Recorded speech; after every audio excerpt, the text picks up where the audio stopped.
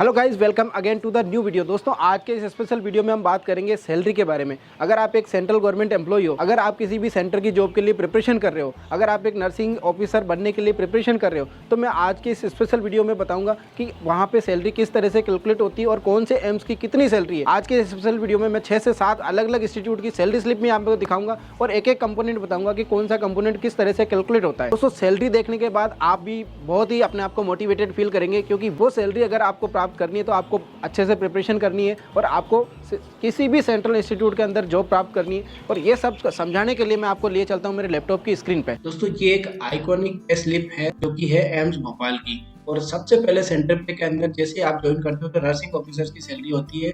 Nursing officers की basic जो होती है 44,900 और जो सैलरी खाते के अंदर आती है, जो सैलरी अकाउंट के अंदर आती है, वो होती है 74,474 रुपए। दोस्तों, इन सब की कैलकुलेशन कैसे होती है, इन सब कंपोनेंट को मैं एक एक बाइफरकेट करके आपको दिखाता हूँ। अब सबसे पहले जो मेन कंपोनेंट होते हैं सैलरी के, तो वो होती है सबसे पहले बेसिक सैलरी। दूसरा होता है DA, DA1 DA, HRA, nursing allowance, uniform allowance और एनपीएस, एम्प्लॉयर और एम्प्लॉय कंट्रीब्यूशन। दोस्तों, अगर आप कोई दूसरे सेंट्रल गवर्नमेंट एम्प्लॉय है तो आपकी बेसिक पे मैट्रिक्स की टेबल के अकॉर्डिंग अलग होगी। अब मैं एक एक चीज को एक्सप्लेन करता हूँ। जैसे सबसे पहले कंपोनेंट होता है सैलरी के अंदर बेसिक पे, और वो आती है आपकी पे मैट्रिक्स की टेबल के अकॉर्डिंग। अब देखो, ये एज पर 7 CPC पे मैट्रिक्स टेबल है। उसके अंदर जो आपका नोटिफिकेशन निकलेगा सर्विस का, उसके अंदर मेंशन होएगा कि आपको किस बैंड के अंदर, कौन सी पोस्ट के अंदर आपको क्या सैलरी मिलने वाली। जैसे नर्सिंग ऑफिसर्स के केस के अंदर जो मैंने केस उठाया, जिन्होंने रिसेंटली ज्वाइन किया है, तो उसके अंदर होएगा 9,300 से 34,800 और 4600 उनका ग्रेड पे होएगा। तो सबसे पहले उनकी फर्स्ट ईयर में बेसिक बनने वाली है 44,900। और अब ये तो है आपका हो गया ग्रेड पे, ये हो गया लेवल 1 to 7। और जो नर्सिंग ऑफिसर आते हैं वो 7th लेवल के अंदर आते हैं। अब सबसे पहले आपकी फर्स्ट ईयर होगी 44,900, नेक्स्ट ईयर 46,200, उसके नेक्स्ट ईयर 47,600। ये ईयरली इंक्रीमेंट का अकॉर्डिंग बढ़ता रहता है। अब एक हाइपोथेटिकल केस के अंदर देखते हैं कि जिस बंदे ने 44,900 के पे ज्वाइन करा है, ये 44,900 पे ज्वाइन करा है, और 4 साल बाद अगर किसी का प्रमोशन होता है तो वो चले जाता है 49,000 बेसिक पे। अब जब भी प्रमोशन होता है तो 49,000 नेक्स्ट लेवल में कहाँ पे आ रहा है, 4900 से जो नेक्स्ट स्केल है यानी कि 5050, वहाँ पे बंदा चला जाता है। इससे कम कभी भी बेसिक नहीं होती। तो इस तरह से आपकी बेसिक कैलकुलेट होती है। अब जो दोस्तों सैलरी का नेक्स्ट कंपोनेंट होता है वो होता है डियरनेस अलाउंस, यानी कि डीए। और डीए टाइम टू टाइम बढ़ता रहता है। और अभी करंटली ये 3 अप्रैल को नोटिफिकेशन आया है, वो डीए हो गया आपका बढ़ के 42%। और उसका कैलकुलेशन किस तरह से होता है, जो आपकी वहाँ को पे मैट्रिक्स की टेबल से बेसिक उठानी है, उसको मल्टीप्लाई कर देना डीए जो कि 42%, उसको डिवाइड कर लेना 100 से, जो डीए निकल के आ जाता है। तो जो अपन ने केस उठाया है, जिन नर्सिंग ऑफिसर ने रिसेंटली ज्वाइन करा है, तो उनकी बेसिक बनेगी 44,900। 42 से मल्टीप्लाई करके 100 से डिवाइड कर देंगे तो उनका डीए बन जाएगा 18,858। नेक्स्ट कंपोनेंट होता है दोस्तों सैलरी का ट्रांसपोर्ट अलाउंस, टीए जो कि टीए करंटली है 1800। अब तो जो टीए होता है वो 1800, और वो कहाँ से आता है, वो आता है यहाँ से। ये लेटर है 7 जुलाई 2017 का, ministry of finance, department of expenditure का। उसके अंदर देखो जो लेवल है, पे लेवल नर्सिंग ऑफिसर पे आते हैं 7th पे लेवल में। जो एनेक्चर के अंदर सिटीज दी हुई है वहां पे तो होगा टीए 3600, यानी कि दिल्ली के केस में 3600। और पे जिनका लेवल 9 से अबव है तो वहां पे 4200 हो जाएगा, जिनका 1-2 लेवल है वहां पे 1300 हो जाएगा। अब 3600 बाकी जो अदर सिटीज है लाइक जैसे कि चंडीगढ़, तो चंडीगढ़ के अंदर इस केस के अंदर आपका डीए होने वाला है 1800। अब जो एनेक्चर है, जहाँ कहाँ पे टीए आपको नर्सिंग ऑफिसर को कहाँ पे टीए 3600 मिलेगा, वो ये लिस्ट है। जैसे हैदराबाद है, पटना है, दिल्ली है, अहमदाबाद है, सूरत है, बेंगलुरु है, कोची है, कोझिकोड है, इंदौर है, ग्रेटर मुंबई है, नागपुर, पुणे, जयपुर, चेन्नई, कोयम्बटूर। मतलब इन सिटीज के अंदर जो भी नर्सिंग ऑफिसर या फिर कोई भी सेंट्रल गवर्नमेंट एम्प्लॉय पोस्टेड होगा 300, या फिर उनको मिलने वाला 3600, और बाकी अदर सिटीज के अंदर होगा 1800। तो ये होगी डीए की कैलकुलेशन। दोस्तों, सैलरी का नेक्स्ट कंपोनेंट होता है डीए और डीए, यानी कि डियरनेस अलाउंस मिलता है आपको ट्रांसपोर्ट अलाउंस पे। अब जो अपन ने केस उठाया उस केस के अंदर आपका ट्रांसपोर्ट अलाउंस है 1800, तो उसको मल्टीप्लाई करेंगे 42 से और डिवाइड कर देंगे 100 से, 684 रुपए निकल के ये हो गया डीए और डीए। दोस्तों, बात करते हैं नेक्स्ट कंपोनेंट की, वो होता है हाउस रेंट। और हाउस रेंट अलाउंस जिन लोगों ने सरकारी घर ले रखा है, गवर्नमेंट अकोमोडेशन ले रखा होता है, उनको एचआरए नहीं मिलता। लेकिन जिन्होंने घर नहीं ले रखा था उनके केस के अंदर उनको मिलता है एचआरए। अब ये एचआरए जो है अभी चंडीगढ़ के अंदर होगा 18%। तो चंडीगढ़ के अंदर 18% एचआरए कैसे निकल के आया वो मैं आपको दिखाता हूँ नर्सिंग ऑफिसर के केस के अंदर। देखो एक लेटर है 30 दिसंबर 2022 का, ministry of finance, department of expenditure का। इसके अकॉर्डिंग क्या है, मैं नीचे स्क्रॉल कर रहा हूँ। जो इंडिया के अंदर सिटीज है उनको 3 कैटेगरी के अंदर, यानी कि एक्स, वाई और जेड, 3 कैटेगरीज के अंदर डिवाइड करा हुआ, और इन कैटेगरीज के अकॉर्डिंग आपको मिलता है एचआरए। अब सबसे पहले जो चंडीगढ़ है वो आता है वाई कैटेगरी के अंदर, मतलब ये जो पॉपुलेशन वाइज है, मतलब जिस सिटी की पॉपुलेशन 50 से अबव है तो उनको एचआरए मिलता है 24%, और बाकी 5 से 50 लाख के बीच में 16% है। अब ये जो 16% है वो 18 पे कैसे पहुंच गया? देखो ये वाली जो लाइन लिखी हुई है, जैसे टीए आपका 25% से ऊपर पहुंचता है तो आपका एचआरए ऑटोमेटिकली 27, 18 और 9, तो इस तरह से एचआरए निकल गया। दोस्तों बात करते हैं नेक्स्ट कंपोनेंट की, वो है नर्सिंग अलाउंस। और नर्सिंग अलाउंस है वो नर्सेज के लिए फिक्स होता है 7200। अब सबसे बड़ा बेनिफिट नर्सेज को 7 सीपीसी के अंदर यही मिला था। अब ये आपका 7500 कहाँ से निकल के आता है उसका नोटिफिकेशन मैं आपको देखो दोस्तों, government of India, ministry of health and family welfare, nursing section, वहाँ का नोटिफिकेशन है, ये है 31 अगस्त 2017 का। ठीक है, उसके अकॉर्डिंग देखो नर्सिंग अलाउंस हो गया, एग्जिस्टिंग रेट पहले था 4800 और उसको बढ़ा के कर दिया था 7200। नर्सिंग अलाउंस अपना यहाँ से इस नोटिफिकेशन के अकॉर्डिंग यहाँ से निकल। दोस्तों बात करते हैं नेक्स्ट कंपोनेंट की, वो होता है यूनिफॉर्म अलाउंस। और यूनिफॉर्म अलाउंस होता है नर्सेज के केस के अंदर 1800 कहाँ से निकल के आता है उसका लेटर मैं आपको दिखाता हूँ। दोस्तों यूनिफॉर्म अलाउंस यानी कि ड्रेस अलाउंस वो कहाँ से निकल के आता है? गवर्नमेंट ऑफ इंडिया के इस लेटर के अकॉर्डिंग है ना, government of India, ministry of finance, department of expenditure, और ये लेटर है 2 अगस्त 2017 का, यानी 2017 का लेटर है। और इसके अकॉर्डिंग देखो ये जो 7 सीपीसी उसके अकॉर्डिंग सबकी कैटेगरी है, और नर्सेज के केस के अंदर होने वाला है 1800। अब ये जो 1800 वाली कैलकुलेशन है ये नर्सेज के लिए फिक्स है, अब ये यहाँ से निकल गया। नेक्स्ट कंपोनेंट होता है एनपीएस, न्यू पेंशन स्कीम। अब देखो एनपीएस के केस के अंदर क्या होता है, एम्प्लॉयर कॉन्ट्रीब्यूशन होता है 14% और एम्प्लॉय कॉन्ट्रीब्यूशन होता है 10%। अब जो अपन ने केस उठाया था जिसकी बेसिक 44,900 थी, जिन्होंने ज्वाइन करा था अभी रिसेंटली, उनका 17,062 डीए हो गया, और टोटल उनका डीए प्लस बेसिक होगी 61,962, और उस केस के अंदर 14% बन जाते हैं 8,675 रुपए। उस केस के अंदर जो नई ज्वाइनिंग है उस केस के अंदर गवर्नमेंट कंट्रीब्यूट कर रही होती, और 6,196 जो होता है कि 10%, यानी एम्प्लॉय कंट्रीब्यूट करता है 10% और गवर्नमेंट कंट्रीब्यूट करती है 14%। इन दोनों का कंट्रीब्यूशन मिला के आपके एनपीएस अकाउंट के अंदर पर मंथ क्रेडिट होता है, और यही आपको रिटायरमेंट के टाइम जो टोटल एनपीएस की वैल्यू बनती है उसका 50% आपको एन्युटी खरीदनी पड़ती है, मतलब उससे बनती है पेंशन, बाकी अमाउंट आप एक साथ विड्रॉ कर सकते हो। और जो एनपीएस अकाउंट है वो आपको जैसे ही आप जॉब ज्वाइन करते हो तो वो आपका अकाउंट ओपन करता है। दोस्तों बात करते हैं नेक्स्ट कंपोनेंट की, और उसके अंदर आता है अदर बेनिफिट। और उस अदर बेनिफिट में क्या क्या मिलते हैं नर्सेज को? एक तो चाइल्ड एजुकेशन अलाउंसेज, यानी ये एज पर 7 सीपीसी 7th पे स्केल के अकॉर्डिंग, और दूसरा एलटीसी आप 4 साल में एक बार कहीं पे भी इंडिया के अंदर ट्रेवल करने के लिए टिकट वगैरह का खर्चा ले सकते हो। और child education up to 2 child, मतलब 2 बच्चों की जो उनकी ट्यूशन फीस है वो उसका रिफंड ले सकते हो। तो हो गए सारे कंपोनेंट जो सैलरी के अंदर मिलते हैं।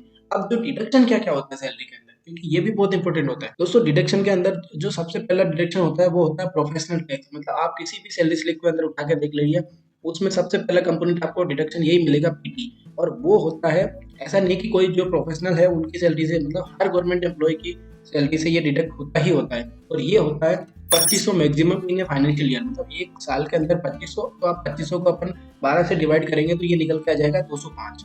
अब नेक्स्ट कंपोनेंट होता है EHS, मेडिकल के लिए जो बेनिफिट मिलते हैं CGHS के, उसके लिए आप कंट्रीब्यूट कर रहे होते हैं 650 पर मंथ। अब ये 650 वाली कैलकुलेशन कहाँ से आती है ये मैं आपको दिखाता हूँ। देखो government of India, ministry of health and family welfare, EHS section, और ये लेटर है 9 जनवरी 2017 का। अकॉर्डिंग आपका जो CGHS डिडक्शन है वो होता है, अब जो लेवल 7 to 11 है उनके होते हैं 650 रुपए, और जो लेवल 6 से नीचे उनके 450 रुपए, और जो लेवल 12 एंड अबव है उनके होते हैं 1000 पर मंथ सैलरी। अब उसके अंदर देखो जो इम्पोर्टेंट, मतलब अगर आपकी बेसिक 47,600 तक है तो आप जनरल वार्ड अवेल कर सकते हो, जो कि प्राइवेट हॉस्पिटल होते हैं CGHS से इम्पेनल।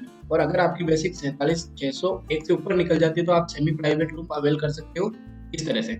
और अगर आपकी बेसिक 63,000 से ऊपर निकल जाती है तो आप प्राइवेट रूम भी अवेल कर सकते हो जो CGHS के इम्पेनल हॉस्पिटल होते हैं उसके अंदर। तो बात करते हैं सैलरी के अंदर नेक्स्ट कंपोनेंट, जो कि होता है NPS, न्यू पेंशन स्कीम। मतलब NPS कई केस के अंदर देखा जाता है कि NPS रहता है, जो एम्प्लॉयर शेयर होता है वो सैलरी की ग्रोस सैलरी के अंदर एम्प्लॉयर दिखाते ही नहीं है, और कुछ केसेस के अंदर एम्प्लॉयर दिखाते हैं। तो अगर आपके केस एम्प्लॉयर कंट्रीब्यूशन नहीं दिखा रखा सैलरी स्लिप के अंदर तो वो अच्छा है कि आपकी ग्रोथ के अंदर ऐड नहीं होगा, लेकिन एम्प्लॉय कंट्रीब्यूशन तो आपको 10% ऑफ बेसिक प्लस पे का कंट्रीब्यूट करना ही करना होगा, और वो ही जाएगा अगेन आपके रिटायरमेंट के लिए। नेक्स्ट होता है जो सबसे बड़ा चंक होता है दोस्तों सैलरी के अंदर, वो होता है इनकम टैक्स। और इनकम टैक्स के अंदर जो स्लैब है, आप देखो जो फाइनेंशियल ईयर 2023-24 है, मतलब जो अप्रैल के बाद शुरू हो रहा है अभी, उसके अंदर है ना आप न्यू टैक्स रिजीम भी अवेल कर सकते हो और पुरानी टैक्स रिजीम में भी रह सकते हो। पुरानी में आपको तब फायदा है कि जब आपके पास अच्छी खासी सेविंग है, मतलब आपने एफडीसी यानी इंश्योरेंस वगैरह ले रखे, आपने मेडिकल इंश्योरेंस ले रखा है, आपका कोई हाउस रेंट जा रहा है, तो उसके अंदर आप इस तरह से डिडक्शन क्लेम कर सकते हो। अदरवाइज अगर आपकी सैलरी 9 लाख से ऊपर है क्योंकि ये बहुत ही एक सेपरेट टॉपिक बनता है। दोस्तों टैक्स के बारे में और अच्छे से जानने के लिए एक लेबर लॉ एडवाइजर करके यूट्यूब पे आपको चैनल मिल जाएगा, उसको आप फॉलो कर सकते हैं। दोस्तों ये तो हो गए सारे डिडक्शन, ठीक है। अब मैं आपको दिखाता हूँ अलग अलग इंस्टीट्यूट की सैलरी स्लिप, यानी जो सबसे इंपॉर्टेंट है कि आपको कौन से एम्स की सैलरी स्लिप देखनी है। दोस्तों सबसे पहली सैलरी स्लिप है जो मैंने फर्स्ट टाइम दिखाई थी आपको, जो होती है बेसिक यानी 44,900, उसका डीए। तो दोस्तों डीए इसके अंदर है ना, दोस्तों डीए इसके अंदर 38% से कैलकुलेट कर रखा है, क्योंकि फरवरी की ईयर अभी रिसेंट 25 मार्च को अनाउंसमेंट हुआ था और आज 3 अप्रैल को नोटिफिकेशन आया, 1 जनवरी 2023 से लागू हुआ। तो यह इन सब का जो इस टाइम का ड्यूरेशन का एरियर है वो इन एम्प्लॉयज के अकाउंट में आ जाएगा। रही बात एचआरए जो मैंने दिखाया था 8,082 की कैलकुलेशन यहाँ से निकल के आई थी। टीए 1800 था, टीए और बीएस 684 था, 7200 नर्सिंग अलाउंस, एनपीएस, और ये इस तरह से।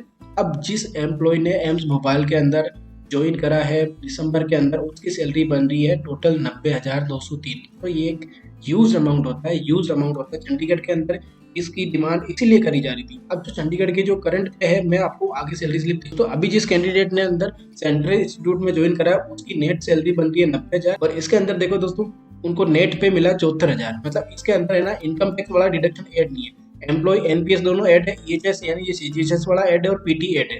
इसके अंदर 15,729, मतलब क्योंकि रिसेंटली ज्वाइन करा था एम्स वालों ने, जो डिपार्टमेंट है उन्होंने इसका टीडीएस यानी कि इनकम टैक्स काटा नहीं है, लेकिन इनकम टैक्स बनता है। अब नेक्स्ट सैलरी स्लिप मैं आपको दिखा रहा हूँ दोस्तों, ये ही एम्स भोपाल की सैलरी स्लिप है, लेकिन इनकी ज्वाइनिंग थी 2019 की, ठीक है। तो अब उनकी जो उसके अकॉर्डिंग सीनियरिटी के अकॉर्डिंग बेसिक पहुंच गई कितनी, 50,500, और यही सारी कैलकुलेशन उसी के अकॉर्डिंग हो जाएगी। अब इनके अंदर देखो कि इन्होंने गवर्नमेंट अकोमोडेशन ले रखा है, तो इनका एचआरए भी डिडक्ट हो रखा होगा, क्योंकि देखो इस तरफ है ना इनको एचआरए नहीं मिला हुआ, क्योंकि इन्होंने गवर्नमेंट अकोमोडेशन लिया हुआ, तो एचआरए अपने आप ही डिडक्ट हो गया। और ये सारी लाइसेंस भी होती है जो एचआरए के केस के अंदर होती है, मतलब जिन्होंने घर ले रखा होता है उनको कुछ लाइसेंस भी देनी होती है, और electricity charges, water charges something करके, क्योंकि ये जो एम्स भोपाल का अकोमोडेशन है वो इन्होंने ले रखा है। तो इनकी सैलरी कितनी बन रही है, मतलब इनकी 2019 की ज्वाइनिंग है, मतलब 4 साल की सीनियरिटी उस बन रही है अब इनकी 90,000, और नेट पे कितनी, सारे डिडक्शन काटने के बाद। दोस्तों इसमें एक बड़ा अमाउंट होता है एचआरए का। अब नेक्स्ट इंस्टीट्यूट की बात करते हैं दोस्तों, ये पे स्लिप है एम्स पटना। इनकी देखो बेसिक है 46,200, यानी कि 1-2 साल पुरानी ज्वाइनिंग है, और इसके अंदर ये हो गया 1700, कुछ इस तरह से रीडिंग निकल के आ रही है। और जो इनको ग्रोस सैलरी बनती है इनकी 86, और नेट सैलरी पेड होती है उनकी 70,000 अकाउंट में आ रही है। इनकी 70,000 क्यों अकाउंट में आ रही है, क्योंकि इसके अंदर देखो ईएचएस और इनकम टैक्स 7,809 रुपए टैक्स गया हुआ है, इसलिए ये कम हो गई। तो नेक्स्ट सैलरी स्लिप की बात करते हैं, ये है सैलरी स्लिप भुवनेश्वर की, ठीक है। और इस केस के अंदर बेसिक कितनी होगी, 50,500, ठीक है। इनकी अच्छी खासी, मतलब कम से कम 4 या 5 साल की सीनियरिटी है उस पे मैट्रिक्स की टेबल के अकॉर्डिंग। और इसके अंदर ये कितना हो गया 19,000, क्योंकि ये 38% है, अब ये भी 42% होगा। और उस केस के अंदर देखो सारी गवर्नमेंट रिकवरीज निकालने के बाद 16,000 जो इनका इनकम टैक्स हटाया हुआ है, ये सब जाने के बाद भी आपको नेट सैलरी कितनी मिली, 65,000 अकाउंट में आई है, क्योंकि बहुत बड़ा अमाउंट है इनकम टैक्स का जा चुका है। और टोटल ग्रोस सैलरी बनी है 1,21,000 रुपए, यानी कि कितना ह्यूज अमाउंट होता है दोस्तों। नेक्स्ट सैलरी स्लिप की बात करते हैं, जो की होती है आइकॉनिक सैलरी स्लिप, क्योंकि हर नर्सिंग ऑफिसर चाहता है कि उसकी सैलरी स्लिप इस तरह की हो, और ये है एम्स दिल्ली की। ये मेरा दोस्त है जिन्होंने ज्वाइन करा, और इनकी बेसिक बन रही है 49,000, यानी 4 साल की सीनियरिटी, मतलब जो पे मैट्रिक्स की टेबल है उसके अकॉर्डिंग। ये बन रहा है 18,000, और टोटल मिला के जो सैलरी सबसे ज्यादा होती है एम्स दिल्ली की होती है, वो होती है 1,04,285। अब ये क्यों होती है दोस्तों, मैंने ट्रेवलिंग अलाउंस बताया था, उसके अंदर ट्रेवलिंग अलाउंस चंडीगढ़ के केस में 1800 होगा, लेकिन दिल्ली एम्स के केस के अंदर 3600 होगा। पहली चीज जो ज्यादा होती है। दूसरा केस होता है एचआरए, क्योंकि एचआरए दिल्ली का ज्यादा होता है। दिल्ली क्योंकि एक एक्स कैटेगरी की सिटी है, तो वहाँ पे एचआरए भी ज्यादा होता है, और दिल्ली के केस के अंदर एचआरए कितना होता है, देखो 24%। तो ये कैलकुलेशन यहाँ से निकल के आई है दोस्तों। नेक्स्ट सैलरी स्लिप की बात करते हैं, ये है एम्स कल्याणी की सैलरी स्लिप। नर्सिंग ऑफिसर जिन्होंने 9/7/2022 से 30 नवंबर 2022 को ज्वाइन करा, उसकी सैलरी स्लिप निकाल के कितनी आ रही है, 44,900। अगेन बेसिक हो गई जिनकी ज्वाइनिंग के टाइम की, और ये हो गया डीए एचआरए, ये सब मिला के जो नेट सैलरी बनी है वो बनी है 81,000, क्योंकि इस केस के अंदर कि इनकम टैक्स डिडक्ट नहीं हो रखा है, इसलिए सैलरी ज्यादा बन रही है। आप इन सब रीडिंग को आप अपने अकॉर्डिंग वेरीफाई कर सकते हैं दोस्तों। ये जो सैलरी स्लिप है ये है चंडीगढ़, और जो चंडीगढ़ के अंदर जिन लोगों ने कहा कि सेंटर पे स्केल क्यों चाहिए, सेंटर पे स्केल अच्छा नहीं है, उनके लिए ये जवाब है। देखो यहाँ पे सैलरी कितनी बन रही है, मतलब यहाँ पे बेसिक बन रही है 49,300, यानी कि 5 साल की सीनियरिटी के बाद बेसिक ये बनी है। फर्स्ट चीज बेसिक तो अच्छी खासी बन रही है, लेकिन जो लास्ट में कोई भी नर्सिंग ऑफिसर के केस के अंदर या न तो यहाँ पे यूनिफॉर्म अलाउंस है और न ही नर्सिंग अलाउंस है, तो और ये सब चीजें और 4,000 टैक्स कटने के बाद मतलब ग्रोस सैलरी बन रही है 69,000 और नेट पे हुआ 58,900 यानी 58,000, वो भी 4,000 टैक्स कटने के बाद। तो इतना बड़ा ह्यूज डिफरेंस होने की वजह से ही चंडीगढ़ के अंदर सेंट्रल पे स्केल की डिमांड हुई। तो ये सैलरी स्लिप है एम्स जोधपुर के एक नर्सिंग ऑफिसर की, जिनकी बेसिक है 49,000 और टोटल सारा कुछ मिलाने के बाद ग्रोस सैलरी बनी है 97,000 और 13,000 टैक्स कटने के बाद अकाउंट के अंदर क्रेडिट हुए हैं 67,000। तो ये एक टेंटेटिव सैलरी स्लिप है जो आपके रेफरेंस के लिए मैंने क्रिएट करी है, क्योंकि आज की बेसिक है 44,900 और आज के बीए यानी कि अप्रैल 2023 का डीए जो है 42%, उसके अकॉर्डिंग किसी कोई भी नर्सिंग ऑफिसर अगर किसी वाई कैटेगरी के सिटी के अंदर जॉब ज्वाइन करता है तो उसकी टोटल ग्रोस बनती है 92,322 और सारे डिडक्शन निकालने के बाद उसकी इन हैंड सैलरी बन जाती है 70,963। अब इसके अंदर अगर टीए आपका 3600 हो जाता है और एचआरए बढ़ जाता है, वो सारी चीज़ें बढ़ जाती है, तो कैलकुलेशन थोड़ी बहुत आगे पीछे हो जाएगी, लेकिन मोटा मोटी कैलकुलेशन ये का यही आएगी। दोस्तों आशा करता हूँ कि सैलरी वाला कंपोनेंट अब आपके पूरी तरह से क्लियर हो गया होगा। अगर सैलरी से रिलेटेड और भी आपका कोई डाउट है तो आप मुझे कमेंट करके जरूर बताइए, मैं उसका भी आंसर देने की कोशिश करूंगा। दोस्तों इस वीडियो में अगर आप यहाँ तक पहुँच चुके हैं तो वीडियो को लाइक जरूर करिएगा और अगर इस चैनल पर नए हो तो चैनल को सब्सक्राइब करके जरूर जाइएगा। तो इस वाले वीडियो में इतना ही, मिलते हैं किसी एक और ब्लॉकबस्टर वीडियो के साथ, तब तक के लिए जय हिंद।